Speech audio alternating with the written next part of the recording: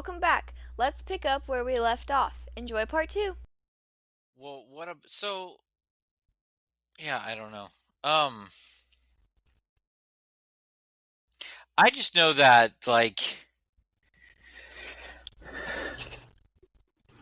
there are times where you really, like you said just a little bit ago, and I kind of already said it too, is it just wish people could just be the same the whole time. It's just like there shouldn't be anything. There shouldn't be any changes in why um you. It doesn't hurt to. What hurts is not getting an invitation. Let's just put it that way. Sometimes the invitation never comes or it stops coming because they just assume. I think sometimes that hurts the worst. I'd rather have us, and maybe that's what people can't understand too, is that there's too many times we said no because we couldn't do it. So they're just like, oh, we'll just quit asking. Mm-hmm. But sometimes I think we forget that the invitation is still good to do, just keep on inviting. And I think that can go a lot of different ways for a lot of things, right? Like you never want to stop, when you're persistent in trying to help somebody through a situation, just keep on inviting or just being an outlet for somebody. And I think when that goes away, that can kind of hurt too, especially in the church sometimes because you didn't expect that to happen. Now, there's not a lot of, in our situation. I mean, there wasn't a lot, but there are times where things are different, but everybody else's lives are changing too at the same time. So, but yeah. Yeah, no, that's a good point. It is. That's a good point, especially like you're coming from your situation. It's just, even if you can't come, it's just nice to know that you're wanted there in those places still. Mm-hmm. Yeah, and I always try to think of, and this is, trying to expect, yourself out of other people, is I always try to think of multiple different ways we could do things, just how can we do this where we can have everybody be involved and trying to get the situation to accommodate everybody's needs. But that's where my brain goes. But I know that's not where everybody else does. So it's just like, yeah, if it can happen, it'll work, it'll go, and we'll be good to go. So, but yeah, it happens in those places where we just don't expect it sometimes. Mm-hmm. For sure.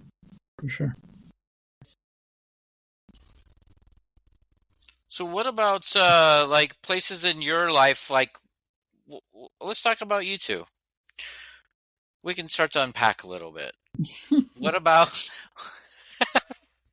I don't know. This is a can of worms, right? How much time you got? How much time you got? Well, but I can just say from my, from where I sit and where Becky and I sit, is that there was multiple times in the last couple of years that we were hurt for you because we had a connection that we felt like shouldn't have hurt. That situation should have not hurt you at all. And it also hurt that we couldn't be there to do something about it. I'm a fixer, right? Like that's what Becky will. But there was multiple times where Becky and I were just like, and is unfair to you, Heidi, behind the scenes, is like, we got to get BJ out of there. But that was unfair to you too at the same time. Now looking back on it, selfishly, I was like, got to get him out. But well, that's understandable. It's pretty bad. It did get bad.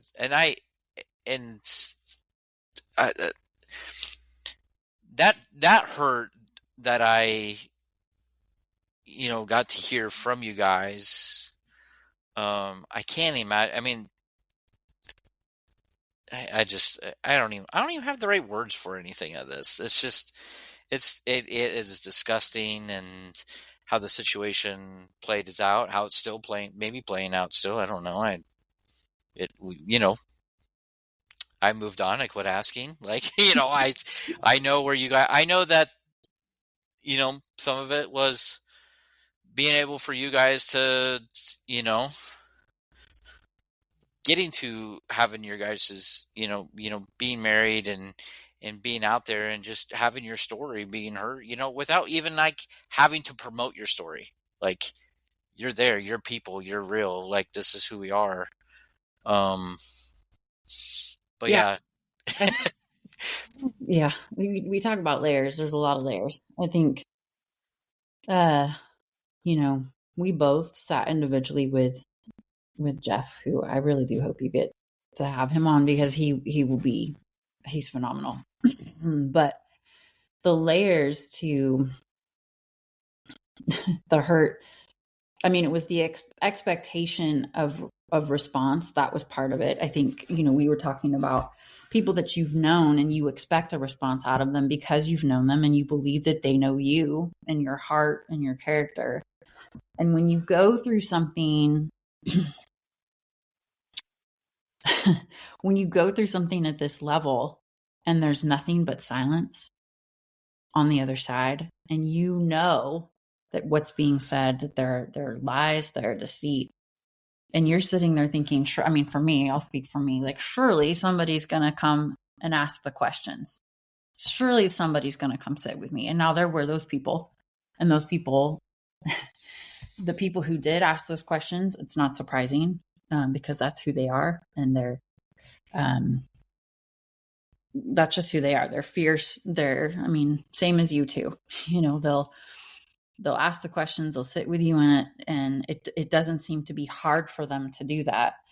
And there's no way to express how much that means in the season. And then later, as you reflect on it, it's never going to not mean something. And, to that, because of that, you see how genuine people are real quick. You see the heart of people. But it's really, the word that comes to mind is grief. There's been this, and it's not just like a one and done thing. It's just a continuous, because you're met with, man, I thought this person knew me better. I thought I knew this person better. I thought this person would sit with me. I thought they'd ask the questions. I didn't think they would believe these things about me. That's been tough. I've had to, I've talked to Jeff a bit about that. I've talked to my dad about that. And we talk about, you can't expect yourself out of other people. And my dad, somewhere in the middle of the season, was like, Heidi, part of your problem is you're the kind of person who will go the extra mile. You're all in, you'll give the shirt off your back to somebody. And he said, but what you're not understanding is not everyone is that way. There are people who they're in it for themselves, whatever that means, whether it means that they'll take it to a level that's beyond evil, or they'll just not want to be in the mess with you. There's different levels of that too. And we had to talk about grief and how that can look for different people. And he was kind of trying to walk me through what grief is. And I said, well, I do. I've lived through grief in my own marriage up to that point for years. I've experienced it and come to a point where, yeah, I understand what it is. And now I understand it on a totally different level. I said, the difference is that in my grief, I'm not purposely hurting someone and going after them in a way that it's really about complete destruction, absolute ruin. I would never do that. And I said, and I don't believe that you would either in your grief. And he said, no, you're right. And those are the places that it's hard, because it's motivation, it's intention. We have this conversation so many times with our kids, but it's hard to judge intention. Mm-hmm. It's hard to discern intention sometimes. And when you expect something, it's our way of kind of judging that intention. And when it doesn't come, it causes the hurt. It's unmet expectation. But I think we have to be very clear before we jump into our stuff even more, is that there's a difference here between church hurt and divorce hurt. Oh, yeah. Yeah. Because some of the some of the crap that we've gone through is just because of the result of the evil of divorce. Divorce is hell, period. It doesn't matter if you're in the church or not. What's made this compounded for us in our situation is that much of the hurt outside of the divorce has come because of the church people. And their belief surrounding divorce their beliefs surrounding it. One of the things that we've talked about this, and just to give a little bit of background, I resigned my position at the church because my marriage was not well, because I was struggling, because I didn't know what to do, and I felt God was releasing me from my ministry at the time because I felt like I was done with the ministry. And I sat in front of my pastor with my now ex-wife and said, if we don't get help, we are getting divorced. As a pastor of a church, I'm sitting in front of another pastor crying out for that help. And the response did not come what I expected. And so now I look back on it 2+ years down the road, and I think, you know what? God pulled me out of the church and ministry to help protect myself and the church from how this divorce was going to go. However, part of the church hurt that has come because of that is because the church did not respond in ways that were Christ-like. Mm-hmm. And in fact, as Heidi mentioned, they were evil. And as our counselor has shared with us, the worst kind of evil is the evil that is done in the name of Jesus. Mm-hmm. That is the worst kind of evil. That is blasphemy to the hilt. And that is the worst kind. That is the worst kind of church hurt, in my opinion. When you have leaders and people in the church that are proclaiming Christ while they are bashing and destroying people's lives. That is sheer evil. And that's what was happening. And I can say this for a fact. I know because my kids came to me with this, that their leaders are sitting around in meetings saying, I can't believe that these two families have been so affected by this and the evil that surrounds them. And they were just spewing lies over our life, our two families' lives, to our kids. Yeah. And yet they were the leaders of the youth group. They were the leaders of the staff. They were the leaders that were my kids looked up to and respected and still do. And yet they were the ones that were spreading the vitriol, but what's hatred. Crazy is while that was happening, they were also like, "Oh, the poor kids! We got to protect the kids and protect the kids." But we're gonna say all these things. But you have no idea what you're doing. Yeah. You don't know what you're perpetuating and fostering, even. And I understand, like, there were a lot of people still. And I believe, and we've said this, that over time this will unfold, that people will, whether they're asking the questions out loud or not, it will cause questions as we continue to be who we are. And it has caused questions. Where was I going with that? I don't know. I don't know either. I'll just say that just over the 2 years, I mean, this was something that was so... Like, I just remember having conversations with BJ. I mean, we won't talk about the fact that he kept it from me for a while, but we'll get over that. He had every right to, because I was going through stuff too. But I just remember it just seemed like every day there was something new and something disgusting that was happening. In the name of Jesus, and then I just kept on saying, BJ, dude, I know this sucks. You're gonna have to, like, I said this multiple times, BJ. It's probably a good thing I'm not there, because I probably would have been. It would not have been a better situation for you. Maybe it would have. No. I don't know. I don't think so. No. And there were times, and I will say this to your credit, and again, this goes to what Becky was saying earlier about Justin.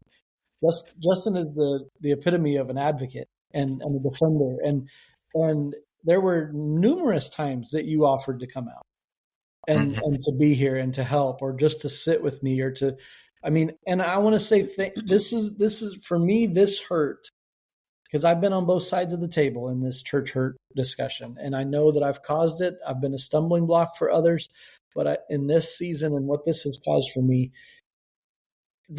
I want to say this, there are people that have stood by me no matter what in this. And I'm thankful for them. I'm thankful for the Justin Rabels and the Drew Spikers and the Chris Schatz and my mom and dad and my brother and the Jeff Gannons and the people who have stood by me no matter what because they knew who I was. I was going to say, your whole family. Everybody, yeah. Everybody. I mean, I remember sitting in the post office parking lot and Justin telling me, this was right after I think I had introduced you and Becky to Heidi, and she was dealing with some work stuff. Like you said, it was daily. There was something daily. And Becky said, we just need to go and take them both and bring them out here to where people will love them and treat them well. So both of you, thank you for that. And it means a lot. But that's why I said through this whole season, what part of the hardest part of this was that for me, my people weren't here. Yeah. You know, my best friend and my now wife was here, and that was it. And so there was, yes, people supported you, and yes, people were there, but you didn't know the gravity of this firsthand.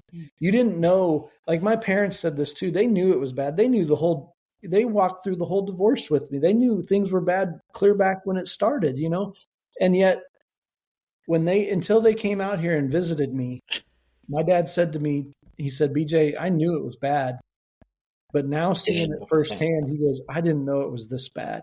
Yeah. I remember the day you told me that. He was shell shocked. I mean, that's like the best way I could use. He just was very quiet after that. Yeah. But it's just, I mean, some of that was just based off how they were treated too. Yeah. Yep. And that really hurt.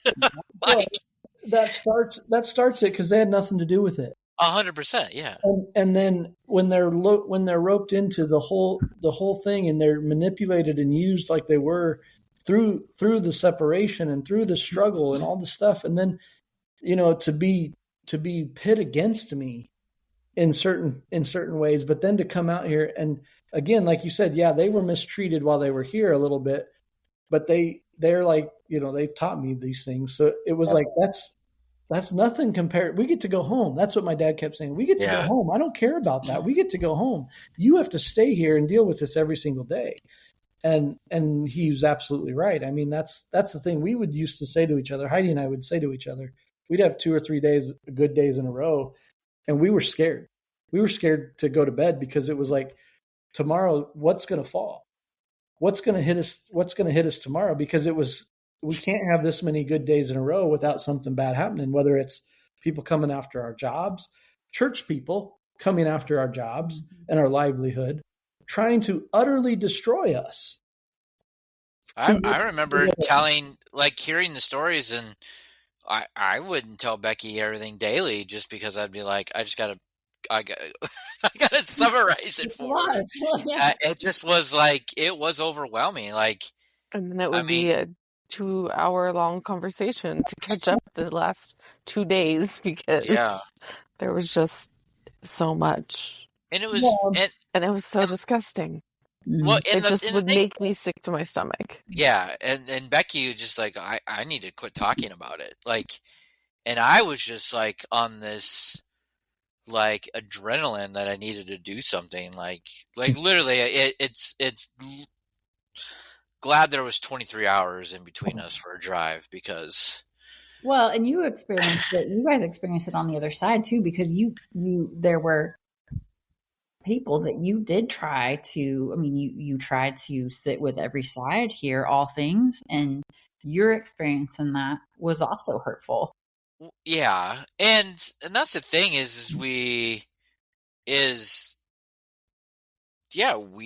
was a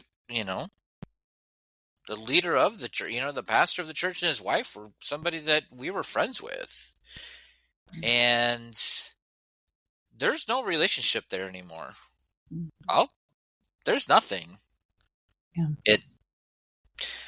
And to experience it firsthand when I came out and visited, it was just the icing on the cake. It was just like, cool. Well, let's shut that door. Yeah. Just because it was like we couldn't even have I did nothing. No, the only thing I did wrong was, BJ, you're my best friend. Sorry, man. That's, it's like Becky and I didn't have, we can't drag us into it. We're not a part of it. We don't go to the church. We don't go. That's what I was just going to clarify. Yeah. It wasn't because of anything you guys did. You actually attempted multiple times.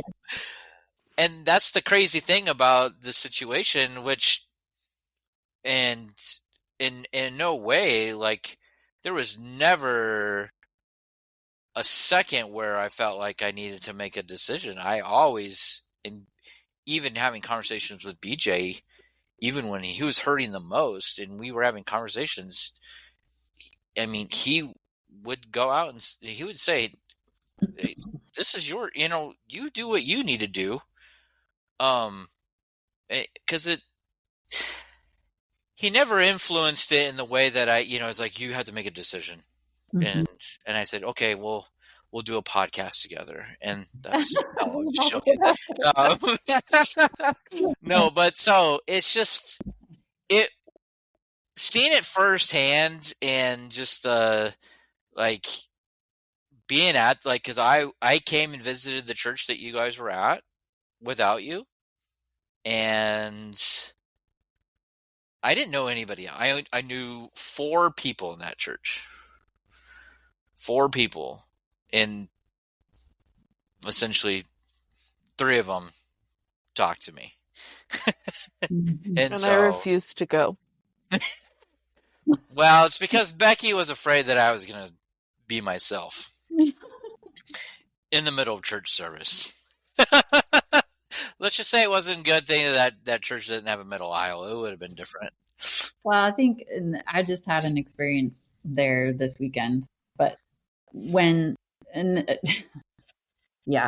is what we were talking about afterwards. When someone has been so deceptive and told so many lies to different people, it's really hard when you're faced with the person that you've lied about. And now all the people that you've told all these things to, what are you going to do? Like, yeah, that's going to be a tough situation for him because no, out the side door and around and then go hide yourself in a huddle. It happened on Sunday. It was. And that's the thing. I mean, we have to interact because of our kids. And that's where the messiness of this continues to cause hurt. And it's coming from the church because of the way the church has taught everyone how to deal with this situation, they haven't taught it correctly. They haven't taught the church people, nobody's taught how to deal with divorce correctly. Nobody's dealt with the grief and the heartache and how to handle both people in the divorce. They haven't talked about it because they don't know. And that's because BJ, the church is made up of people who have perfect marriages. Duh. That's what we're told. We're supposed to stay in it. We're supposed to stay in it. God hates divorce, and we stop there. Okay, so here we go. We're an hour and 16 into this, and now I'm going to start preaching. Yeah, there it is. We're told that God hates divorce. I agree, but that's not the text. That's not the whole context of that verse. And we get this out, and I did the same thing as a pastor. I didn't know how to deal with it, and I'll admit it. But what this has brought me through is it's made me realize, you know what? The only way to deal with divorce is through grace, because that's how Jesus dealt with it. Jesus met the woman at the well, and he didn't say to her and shame her like her husbands did and like the person she was living with did. We read that text and say, go get your husband. And I don't have a husband. Yeah, the man you're living with isn't even your husband. It wasn't that he was shaming her. He was shaming the husband because he didn't even have the respect to marry her. So that's a whole different story. God hates divorce for what reason? He hates divorce because it's broken relationship. Mm-hmm. Yep. And he hates what leads to that broken relationship. And here's what I've learned in this season. And this is a divorce part of it, not necessarily the church part of it, but it is a faith component. when you are living your life and you decide to follow Jesus Christ with your life, you repent of your sins, you apologize for what you've done in your life, and you accept that free gift of salvation that comes only through Jesus Christ. And you accept that as a personal gift. You start to determine what is God's perfect and pleasing will, like we read in Romans. And we start living our life to try to match our will with God's will as the best of our ability. But then when we enter into a relationship with somebody else, now you're bringing in a whole other free will into the picture. And now you're bringing in two people's wills that have to not only align with one another for their relationship, now they have to be surrendered to God's will for their marriage and for their relationship as well. So now you're trying to marry three wills together into one. Which is why he emphasizes being equally yoked. Correct. Equally yoked, being in like-mindedness. But what is that? That's bringing unity into a relationship. Well, why does God hate divorce? Because that unity is broken. And at any time, because we believe in free will, at any time, one of those people involved can change their mind and change their will. And at any point in time, we can say, you know what, I believe this is God's will. But if our spouse says, no, I don't feel that way, then all of a sudden we have tension. Then we have a crisis moment. Then we have to decide whose is God's will, whose is our will. You see what I'm saying? And we can go and we can unpack this, but that's where dissension starts. That's where division starts. That's where all of this happens. And God hates that. I agree with that 100%. But what God also says, he said to the prophet to marry the prostitute. You know, Jesus in the New Testament talked about divorce. He said, yes, Moses said, give them a certificate and be on your way. Why? Because people were so consumed with just making their own will and doing their own thing. But Jesus said, I come to not only fulfill the law, but I come to make new. What was he saying? He's saying, you need to work hard at making your marriage work.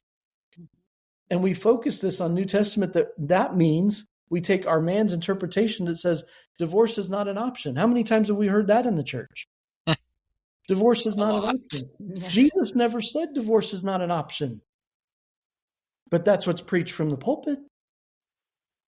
But God hates divorce. Jesus hates divorce. I believe that. But guess what? Jesus also loves his creation. Mm-hmm. And he loves the adulterer.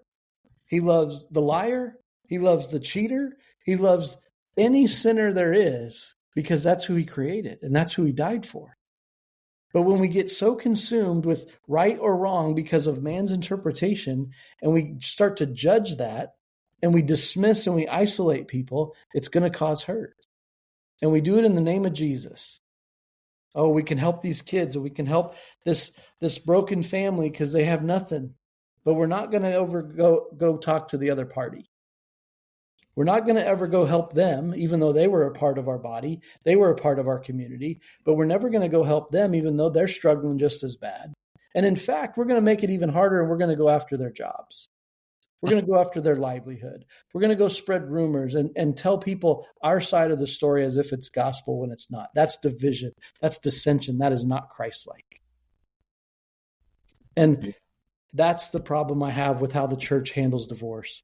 The church takes a side, and they take whatever side is most likely the cleanest for them to show that they've showed compassion, to show they've showed love, and to show they've showed forgiveness. But most likely, I won't say all the time, most likely they haven't talked to the other side. Well, and your situation was unique because you had already stepped away from the job in the church from the job standpoint. Yeah.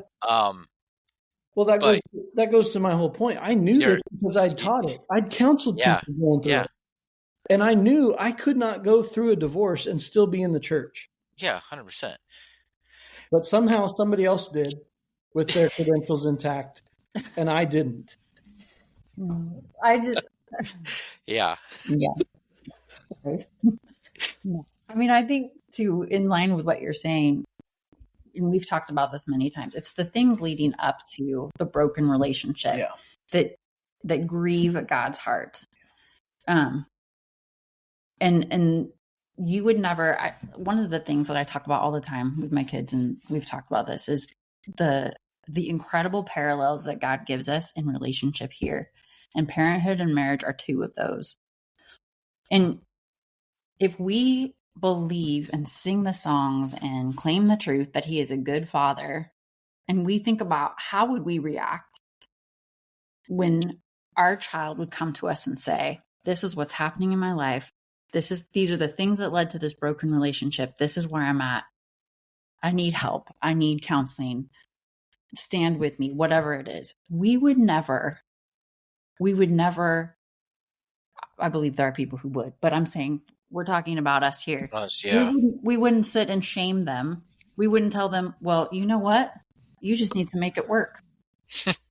I mean, I hear what you're saying. I hear that you're being abused, or that there's evil that's happening, and that this has been happening for years, or that these are the things that led to this, but you just got to stick with it. Divorce isn't an option. That's what Jesus, we would not say that. And Jesus, if he were sitting with us, wouldn't say that either. Would he be grieved? Would he say the truth in love? Absolutely. But that's where there's just this, and I've realized in this season too, that some of people's responses are it's out of fear, because they have their own things going on, and they want it's scary. They don't want a spotlight shined on the problems that they themselves are having in their relationships and their marriages and in the relationships with their kids. They want it to look like it's all neat and tidy and everything's good, and they're coming to church and walking through the doors every Sunday. They're good. And the reality is, we all have crap happening in the background. Let me pose this question, because this is part of my story in this. Is people don't know this, so I don't know if there's any church people that are listening to this that are from this church. If they are, surprised. Yeah, but I'll bring this to light. I resigned, and my last day in the office was April 30th of that year. So what people don't realize is, to what your point is, we're taught a certain way to act in the church. My last day in the church was April 30th.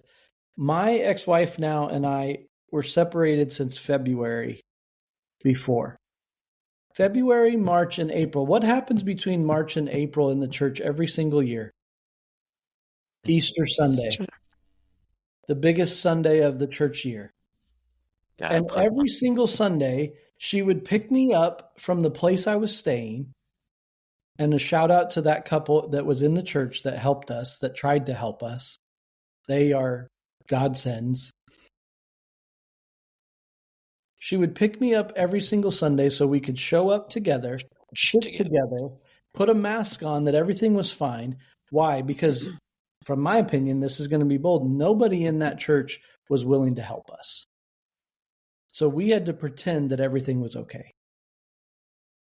For 2 months, we went to church together as if everything was fine. Why? To protect the church from the shame that this will get me on another rant, that one of their pastors was about to get divorced. One of their pastors, an executive pastor, a pastor who'd been a lead pastor in other churches. And guess what? That same pastor, when he chose to make that final moves to better his family, guess how many in that church leadership showed up to ask him how he was doing, what they could do to help, what was going on? What was going on? Why did we get to this point? What's really happening? How many of those church board members came to that pastor? Zero. Yep. Zero. That's where, for me, that's where my hurt stems, is the church that I strived so hard for. And it's not about that, but the church that I went to school for, the church that I lived for my calling. When it came to my darkest and lowest moment, leadership never showed up. I don't understand that. I will never understand that. Yeah. Well, not only not show that, but furthered the lies. Continued to lie. And that people might say, well, you're they're listening to that, you're just bitter. You don't know that they were Yeah, we do. We have facts. We have it always comes back. Lies always come back to find you. I lied in this season. I messed up, and I lied to my family. I lied to my kids, and I own that. But here's the thing: lies will always come back to find you. So these lies that have been told came back to find them. I don't think they realize that we know them, that they're true, but it's fine. But the lies will always come back to find you. If that's the moral of the story in this, then good. But that's where a lot of my hurt comes from in this is that a church. I sat on those boards to clear divorce credentials. I sat on those boards of those pastors that were going through pain. And yeah, you don't know what to do. You don't. We don't know what to do when somebody comes to us with a hardship we've never dealt with. Yet, you sit in there and you get your hands dirty. You sit in there and you ask the questions. You sit in there and you show love.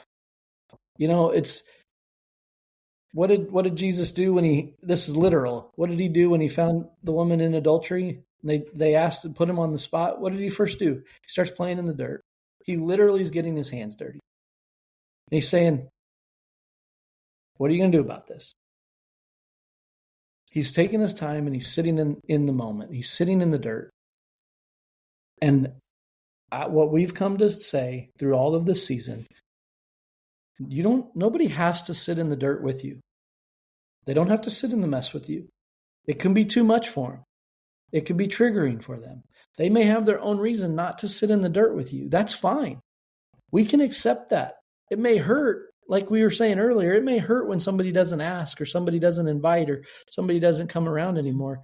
But the reality of it is we still got to extend grace in that moment because they may be going through something that we don't know about.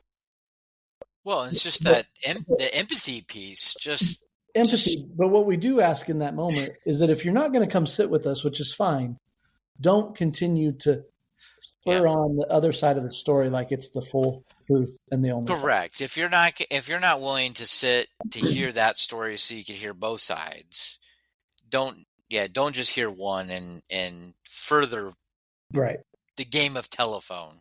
Keep my name out your mouth. Keep your name out. And ultimately what it comes back to, as you keep saying, is just don't pick sides. I mean, yeah. Well, I honestly think if you want to pick a side after you've sat with me, I can respect that. Honestly, that's fine. I think some of the biggest hurt for me though is, my heart is for understanding and peace. And so when I feel like I haven't been heard or there's a misunderstanding about my intentions or my heart or what was really at play, I struggle in that because I want to help people see. I want, and honestly, sometimes people just don't care. And that's hard for me because I want to be like, but hold on, let me explain. And so that's been tough. I've had to let that go. That's been a hard one for me. It's hard not to pick it up too. It is hard not to pick it up because it's continuous. But yeah. There's a lot here. Well, that's what I kept. This is just the start of it, unfortunately. Unfortunately, or just the beginning. Or just the beginning. I mean, it's all good thing. It's like I said, and for our listeners, like, these are things that, BJ would always say something on the podcast. And it's like, in due time. And there was just, the amount of hurt in the last, it was really hard for me to keep my mouth shut on the podcast. Like I just wanted to blab it out there, and not the situations, but just call out, and I kind of did my way, but it's, and I've known, and half the stuff I don't even, like, I don't get it. I don't understand it. I know it's hard, and we're so far away from the situation, but close to the situation, it's kind of hard to say both ways. We're so removed from it. Physically, yes. It can be out of sight, out of mind. And I think that goes for everybody's hurt. Yeah. When something's out of sight, out of mind, we don't think about it. And then that could cause hurt because of our blinders, where somebody's like, they're not reaching out or they're not saying anything. Well, because if we're out of sight, out of mind, they're dealing with what's present, what's right in front of them, rather than our stuff. Or, even in this case, like, I think about that for you guys, but I think about that in this case too. I mean, we removed ourselves from that church. We removed ourselves from those circle of people. So we're out of sight, out of mind. So they can say whatever they think they can say, that it's never going to get back to us, or we're never going to know. So, but reality of it is it always comes back. And that's the hard part in this. And when you're not present to give understanding, to give justice, to give peace, then it's hard to walk the high road and keep your mouth shut sometimes. And we did. I was going to say, the amount of times I've told you, like, keep the high road, man. Just keep it going. Well, we did. I had several people say, you need to come back and say what's really going on behind the scenes, talk about it. And it was like, at that point, there was so much. It's, was it the right thing to do? I don't know. And it'll be interesting because you'll have Deandra on. I think that's the plan. And although our story is unique, it's unfortunately not. It's not uncommon. No, it's not. And she's had very similar experiences. And I would say, and she would say, that oftentimes the loudest voices that are remaining, that are making all the noise, are probably the ones that you should question the most. And the quietest people are the ones you should pursue and ask the questions of also, but pursue and try to sit with. And that's been her experience as well. Is there's a lot of noise over here because we're trying to take away from what's really happening. And those who do, I mean, my heart was to step out and not cause an issue, to try to not have friends, picking sides. And I thought that was the right thing to do. I still don't know that it wasn't the right thing, but it did leave a door wide open for some of the craziest rumors and deceptions and manipulations to take hold. Hang on a second. My favorite rumor. Oh, yeah. Let's hear it. Let's unpack. This is my favorite rumor. Okay. Is that you and BJ knew each other before he moved to Oregon. Yes. That is my favorite rumor ever. Well, there was a new one that was more recent that you would really get a kick out of that happened at her school. I don't know if we should say that because you're still there. But, yes. I forgot. We didn't tell you about this. Yes, that we got married as soon as we did because I was pregnant. Oh, okay. And I said, well, that would be a real miracle. It would just be a real miracle. Yeah. Guys, that's not why. Oh. Yeah. No, it's because BJ's pregnant. Surprise. Yeah, that was the one that just baffled me, and that was told from leadership to church board members that we were in a dating relationship before we moved out here. Yeah, that was my favorite one. Yeah, and it's so fun. Yeah, go ahead, Becky. I just have to say that usually you're talking about, like the loudest voices and the softer ones you should listen to. There's a little asterisk after that because Justin is very loud in general. So, but I'm always right, so it doesn't matter. The one that's also a lie. Oh no, Justin. What Justin said. I didn't hear what you said, Heidi. Oh, okay, I was going to say. Go ahead, Heidi. Justin's not the one out there lying about things and trying to get people on his side. Justin's loud on the other side of things in a fierce way. Yes. Yeah. Well, we think. Yeah. Yeah. No, not you two. I was going to say this earlier, and I think it's fitting. We can't unpack all of the details of this hurt and this situation, and we probably haven't even done it justice tonight to even unpack what we have. But we do want to have some other people on that have some stories of church hurt. Like she said, a little bit similar, but then Michael's agreed to come back on and talk about her stuff too. So, and then one of the things we want to do is we kind of, I'm making an executive decision as we move towards the end of this episode, but we want to bring on some pastors as well and how they deal with church hurt and how they are handling it from the other side of the things. Not in a comparative way, but just kind of what boundaries do they put in place to deal with church hurt? We're efforting a counselor who's a pastor as well, but also a district superintendent in the Church of the Nazarene to see if he will talk to us as well about just their perspective and their experiences with church hurt and how they deal with it from a leadership standpoint. So stay tuned for these different parts that are going to come out in this season. But I appreciate you taking the time to listen and to be with us, to hear our stories. I think that'd be my biggest reminder in all of this is everybody has a story, and that story matters. Who they tell it to matters, and when they tell it matters. Their voice matters. So before we go, Justin and Becky, what else do you want to just surmise from this episode? What else do you want to just say to get off your chest? I will say anybody who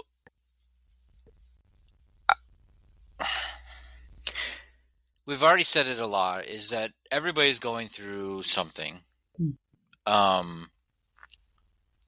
It's okay to talk about it. Mm-hmm. Communication is the biggest thing. Becky loves it when I say, which Becky always gets after me because I'm like, communication. But I think in situations like this where somebody's going through a situation of wherever they're at, church or, it could be anything, is that if you just sit down and talk to, or how you present your conversation to, just know that people will listen. It actually might, I've actually said this recently to somebody, it just might be the way you're presenting it to the person. Mm-hmm. And how you present it. What? I say that to you all the time. I know. All about perception. Those are Becky's words. Well, not perception, presentation. How you come into the situation when you're going to say something to me, and it's the tone of voice, it's the air with which you give it, it's the attitude I can feel behind it. Yep. That's your perception of that attitude behind it. You're projecting that. Okay. Anyway, sorry. No, go ahead, Justin. You took it all away from me. But no, I think just know that you are going to hear, moving forward, we're going to talk to other people about their situations because it might bring up something. It might help you navigate through that. And our whole goal, like BJ said, is just to put it out there. We're not, we're not perfect either. We're just here to help, let you know that you can have a voice about these things, and we probably have enough connections that we could help with anybody's situation on getting to talk to somebody or navigate through that with them if they needed it. So that's the ultimate goal, is just let people know that there are people who will care. Mm-hmm. We just need, if you're willing to have a conversation or have a conversation with somebody, it doesn't have to be with us or anybody that we know or we do know, but you don't have to have it with us. That's not the point of this podcast, is to come out and air all your grievances on our podcast or anything. But there are people that we hopefully will respond and tell their stories and tell their backgrounds behind it and how they dealt with it, maybe to help a situation. The ultimate goal is if we can help one person, that could be that one person that needed it. So, yeah. Anything else, Becky, you want to add? I just was thinking earlier, more when we were talking about our situation, just with, I don't even know how to say what I'm trying to spit out.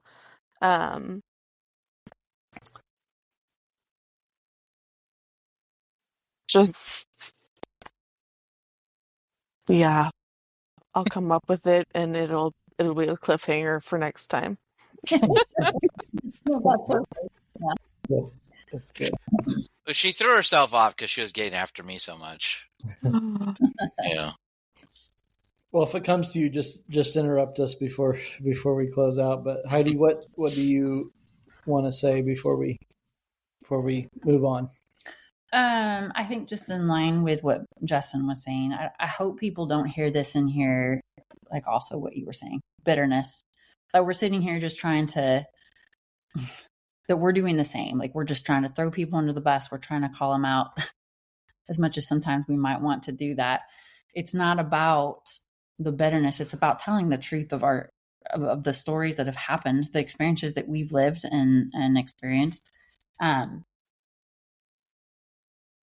mean, I think about our season, and the kindest thing that anyone ever did was just to listen and to sit and to ask the questions and to be in our corner and to say, you know what? It doesn't matter even if all of the horrible rumors were true, it doesn't matter. You are worth listening to. You are worth friendship. You are worth, your story being heard. You are worth love. And those were the things that always wrecked me, because you come out of that and I've never, even though I've had periods in my life where I have questioned my self-worth, I've never had a period so low where I began to believe the lies, even just being whispered about me, and having to come out of that, and those people that sat in it.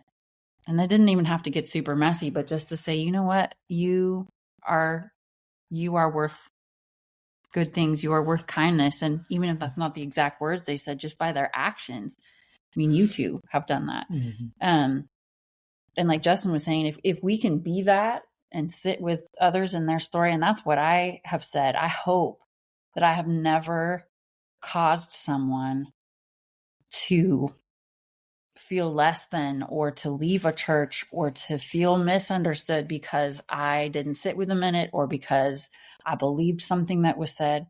And I know I've been on the other side of it too. I mean, we didn't even get into this, but just the situations I've been in on boards or in conversations from a higher level where you have to say things and act on what you know, and then later you find out maybe you didn't have all the information. And we've all done it. We've hurt people unintentionally. I don't want people to hear bitterness in this, just the truth of the stories that we've lived out and whatever that entails. And just that these are the matter of fact details and facts that we've experienced.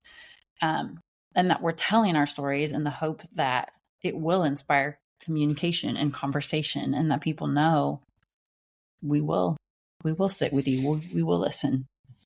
It would be a privilege, because we've been there on the other side. Very true. Thank you.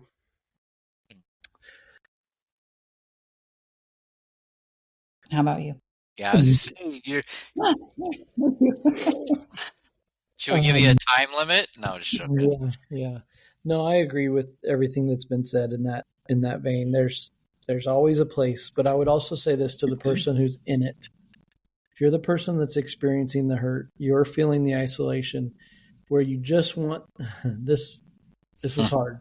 You just want somebody to reach out. You just want your phone to ring. You just want you want to be seen. Sometimes in order to be seen, you have to make the call. And that's a hard thing to swallow. But I want to encourage you, if you're feeling that way, if you're feeling isolated, you're feeling depressed, you're feeling discouraged, you're feeling hurt and broken, and nobody's reaching out, or you think nobody's reaching out, reach out to your people. Mm-hmm. Call your people. Message them. They will make time for you. So, yes, it feels good to be seen and have somebody call you. And there's times when you need that. But sometimes you got to make the call.